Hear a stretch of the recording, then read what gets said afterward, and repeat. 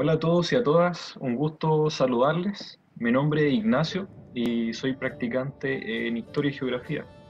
Ustedes no me habían visto antes, yo tampoco he podido interactuar con ustedes porque lamentablemente nos tocó vivir este tiempo de pandemia y yo ahora estoy haciendo mi práctica para poder terminar mi carrera como profesor. Así que les mando un abrazo a todos ustedes y un gusto poder dirigirme a ustedes también. La idea es que podamos mantenernos comunicados a través de la plataforma Edmodo y a través de estos videos para poder explicar las guías. En este video yo les voy a explicar la guía número 12, que tiene que ver con Atenas. Este último tiempo hemos estado viendo todo lo que tiene que ver con los griegos. Como sabemos, los griegos tenían varias ciudades a las que llamaban polis, y una de ellas muy conocida era Atenas. En esta guía vamos a mostrar cómo Atenas se convirtió en la primera democracia del mundo, la primera democracia de la historia. Y es muy importante ver este tema porque especialmente con todo lo que hemos estado viviendo en Chile se ha estado conversando harto el tema de los cambios de la democracia, el cambio de constitución y con lo que va a pasar ahora también después de la pandemia, seguramente se va a hablar harto también este tema, así que es relevante. Y lo que veremos ahora en el video son estos tres puntos que están resumidos en la guía. Voy a explicar lo mismo de la guía en realidad, pero con imágenes y eso. Lo primero será el gobierno aristocrático que tuvo Atenas, luego las reformas que vivió este gobierno aristocrático y por último el comienzo de la democracia. Así que viendo el primer punto, que es el gobierno aristocrático de Atenas, Atenas primero partió con un gobierno monárquico. Una monarquía es un gobierno donde el poder, todo el poder político y económico está concentrado en una figura, una persona, que es el rey. Y esta figura, la monarquía, el monarca, empezó a perder poder en Atenas, y este poder empezó a ser asumido por un grupo al que llamamos la aristocracia. ¿Ya? La monarquía perdió poder y la aristocracia comenzó a asumir este nuevo poder. Una aristocracia es un gobierno donde la figura de poder ya no está en una persona, sino en varias personas, un grupo. Un grupo que puede ser grande o pequeño, pero es un grupo de personas que pertenecen a una clase social privilegiada, que son dueños de tierras, son nobles y son una clase social que se hereda por familias. En el caso de Atenas, los aristócratas eran los eupátridas.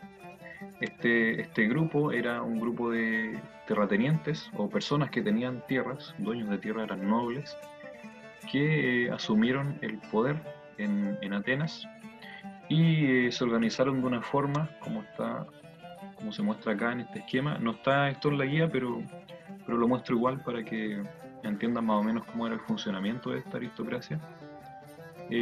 Todos los eupátridas eh, se reunían en una asamblea que se le llamaba eclesia, y en esta asamblea elegían a los gobernantes que se les llamaba arcontes. Eran 9 gobernantes que ocupaban el cargo durante un año.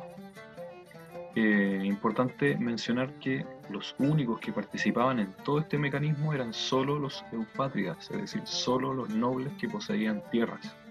Todos los demás quedaban fuera. Entonces ellos elegían a los arcontes, que eran los gobernantes o magistrados, y de ahí salían también los miembros del Consejo de Ancianos o areópago.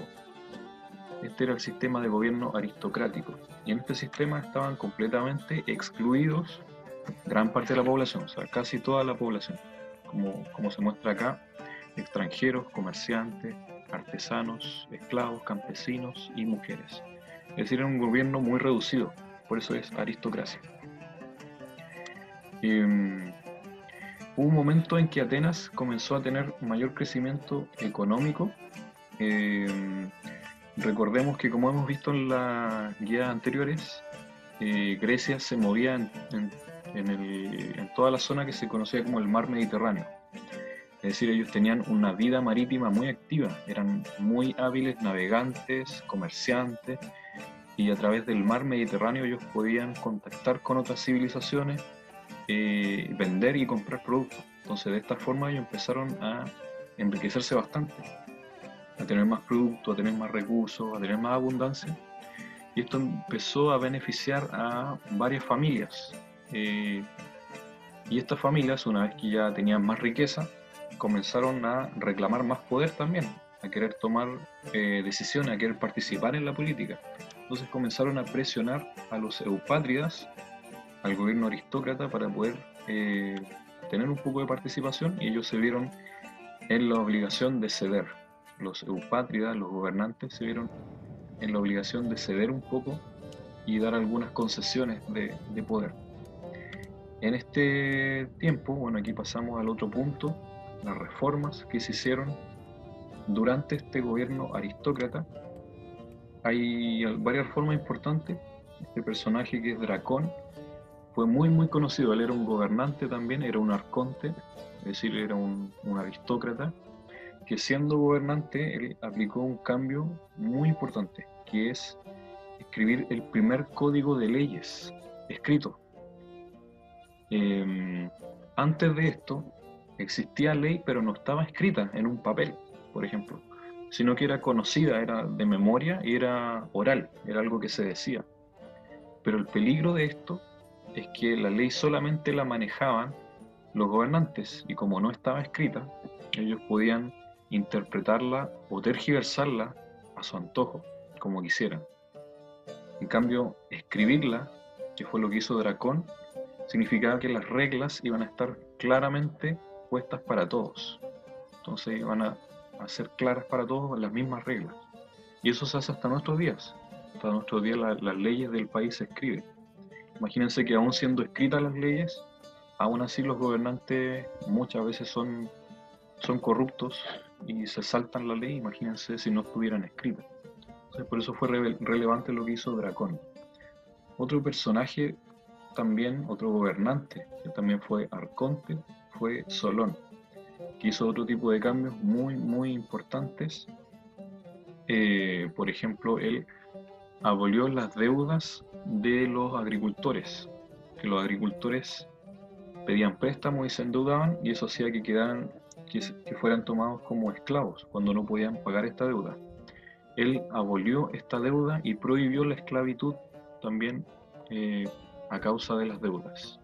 Entonces fue un tremendo alivio para los agricultores. ¿Qué más? También él creó estas instituciones, la BULE, el Consejo de Ciudadanos, y la ELEYA, que es el Tribunal Popular, que amplió aún más la participación para más ciudadanos, aunque seguían siendo instituciones para ciudadanos ricos. Podían participar los más ricos. Aún no era democracia, no era tan abierta la participación. Entonces, fueron reformas importantes que prepararon el camino para la democracia. Luego, cuando comienza la democracia, comienza con un personaje muy relevante que se llama Clístenes, que en el año 508 a.C. genera varias reformas. Él, estando en el gobierno, también siendo aristócrata, genera todo un vuelco hacia un gobierno democrático. Lo primero que él hace es implementar la isonomía, que es la igualdad de todos los ciudadanos ante la ley. Algo que hasta nuestros días se mantiene. Para nosotros es normal que todos seamos iguales ante la ley, que tengamos todas las mismas reglas. Eso lo implementó Clístenes. Ojo que en ese tiempo no todos eran ciudadanos, solamente los hombres mayores de 20 años de Atenas eran ciudadanos. Solamente ellos eran iguales ante la ley. Todos los demás no corría esta igualdad para todos los demás. ¿Qué más? Él aplicó la organización territorial que se le llama demo, que se usa hasta el día de hoy, que se separan las regiones, ya no como se hacía antes, que era a causa de la riqueza, se separaban grupos, los más ricos aquí, los más pobres acá, sino que la división se hacía según el lugar donde vivían las personas. O sea, da lo mismo si eran ricos o pobres, si eran de familia importante o no. Y otra cosa que implementó Clístenes fue el ostracismo, que fue un castigo para quienes quisieran atentar en contra de la democracia, quienes fueran sospechosos de ser, de querer ir contra la democracia, y se les expulsaba por 10 años fuera de Atenas. Luego, por último, tenemos a Pericles, que fue también un gobernante, bueno, él ya en democracia, implementó la mistoforia, que era el pago a quienes participaban en política, a quienes tenían un cargo político, que eso hasta el día de hoy se hace también. Como sabemos, los alcaldes, los diputados, los presidentes reciben un sueldo. Esto lo hizo Pericles para motivar a que las personas participen y se metan en la política y se dediquen a tiempo completo. Realmente que dejen sus trabajos para entrar a la política y hacerlo todos los días, sin la necesidad de trabajar en otra cosa para ganar plata. Y también quitó atribuciones al Areópago, que era una de las instituciones que todavía quedaba desde la aristocracia, como vimos hace un rato atrás. Finalmente así se hizo la democracia, la primera democracia de la historia.